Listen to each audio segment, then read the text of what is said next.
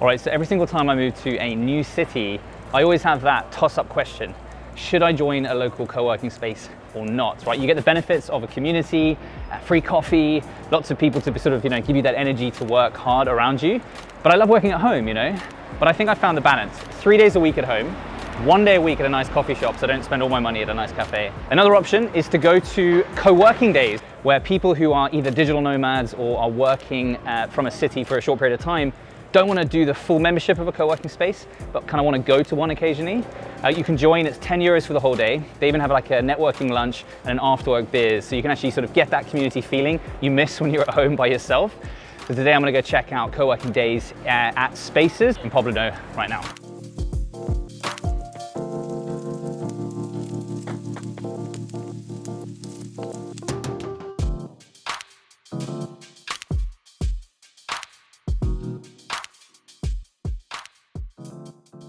All right, so I just popped up in the east side of the city in Poblano, which is the startup kind of mecca, the hub of Barcelona, just off the coastline. Super cool. So I don't really know what to expect, to be honest, because it's a mix of digital nomads, a mix of pretty much anyone. It's 10 euro entry, you have to pay cash on the door, and there's 15 spaces. So I had to actually sign up on Eventbrite, which I did last week. So I'm curious to know if there are actually going to be anyone there, what the people are doing. I'm hoping you can have a chat with them at lunch and see if they can share what it's like to actually be traveling here, where they work. So let's go check it out. All right.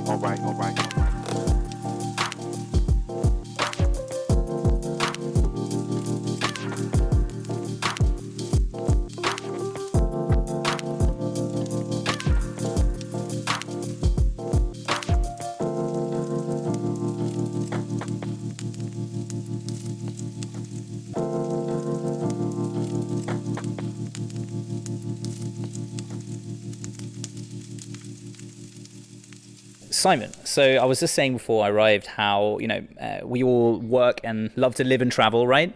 And often I face this dilemma when I'm in a new city because I am sitting at home or in my Airbnb, and I think a lot of us right now are pulling our hair out because we're having to get used to working from home. But working from home can also be working from anywhere, right? But there's always a hurdle because, paying for a monthly fee for a co-working space out of your own pocket, that can get costly. You maybe only want to use it 2 days a week or whatever. You have a solution for that. Tell me about co-working days. So yeah, co-working days was designed basically for people like that. Our original slogan was, "Are you bored of working from home?" When was this? This was like 4 years ago, 5 years ago. I just set up a Facebook page saying, "Are you bored with working from home, and would you want to meet up and co-work socially in a cafe?" And that's what we did. It was like, I was in exactly that situation. I couldn't find a co-working space that was convenient for me to travel to.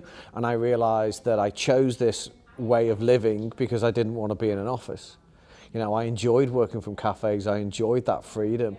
And if I wanted to work in an office, I'd just get a real job. Right? But I was like, I don't want to do that. And I realized that it wasn't the co-working space or the place that I actually wanted to find to work. It was the people I wanted to be around. So the whole idea was to create a community of people that is not location specific. So what we do in co-working days is we create co-working days in different venues around cities so people can try the venue, they can meet other people, we have networking lunches, and they can basically work together socially. No, but it's so true. I mean, we've all been sitting at home and have yearned for physical contact, just being around people working. It's so true that you go into a cafe and, there's a sense of energy you gain from people who are working around you, right? I know for one that I definitely work more efficiently and longer hours when I'm in a co-working space, for example, but I don't want to do one every day. How did the concept really come to you? I mean, when did you sort of decide that this was a good idea? So, if it's a good idea or not, we will wait. We'll wait and see. But I was one of those people. I was working from home, and I was bored of working from home, and that's where the original slogan came from. So I've changed one of our slogans now to be, working remotely doesn't always need to be from your bedroom. Okay, because that's the thing, after what's happened in the last 12 months, a lot of people are now forced to work remotely. They're not used to it, and they are now sat in their bedroom, and they're like, okay, this is now my office. And that's not a healthy environment to be in. So the whole idea came from the fact that I needed some human contact. I needed to be around people. I wanted to bounce ideas off people, and not every day. Because, like I said, it's like you may as well have a job if you want to go to an office from 9 to 5 every day. And sometimes, it's like I want to do some deep work and I want to have some focus. I'll stay at home in my bedroom and work from home because that's what I choose. And then other days it's like, okay, I want to go to a co-working space, or I want to go to a co-working day to meet other people, have a social lunch, bounce some ideas off other people. There might be somebody I've met who I can employ on one of my projects. Somebody might be able to employ me on one of their projects. It's collaboration as well in that way. And that's what you're trying to create, which is a community around it, right? If you want to learn more about the future of work, subscribe below. So I want to ask you that. What is the future of work in your opinion? Because it looks like people are maybe going to move towards co-working days en masse. Yeah, well, the future of work, I've been saying this for the last couple of years, the future of work is remote work. And I've actually been part of the remote working movement, and I've been to conferences, and I've emceed events about the future of remote work. And the reason remote work was stalling in some cultures and some countries, obviously remote work in the United States is a lot bigger than other countries because of the cost issue of living in some cities and retaining talent. But the main barrier towards it was actually trust and management from the people who ran the companies. They didn't trust their workforces, and the question would always be there is, why would you employ somebody you don't trust? Okay, but they didn't feel they could trust their workforces, and then they weren't managing their workforce in a productive way and making sure they had KPIs and structures to work within. So actually it's no longer an issue of you are sitting in that seat, so you are at work. It's I am online, I'm producing work, I'm hitting my deadlines, I am working, and it doesn't matter where it is. So the future of work will be, companies, because it's not for everybody. Some people do like to go to offices, they do like the routine. The future of work will be, you can have a fully remote workforce, you can have a part-time remote workforce, but you're going to give people are going to have the freedom to choose. Sitting in front of a computer doesn't mean you're at work, okay? But it used to. Mental health issues. You can wake up in the morning and go, oh my God, I can't handle this work today, okay? But by 6 o'clock in the evening, you're like, do you know what?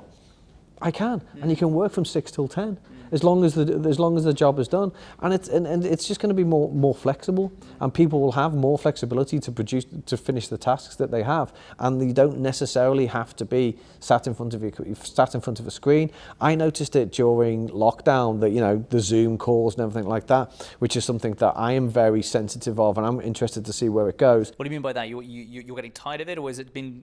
No, it's because now everybody is getting used to calls on camera, right? I was saying to friends and people I was talking to, can we just have a voice call?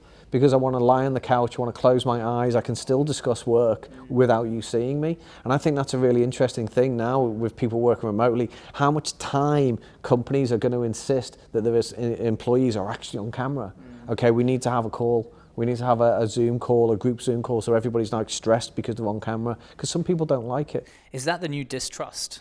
Not having a camera, but actually that's an interesting question to ask, but I want to ask you that then. So you've seen how remote work as a, quote unquote digital nomad for decades now has worked for you.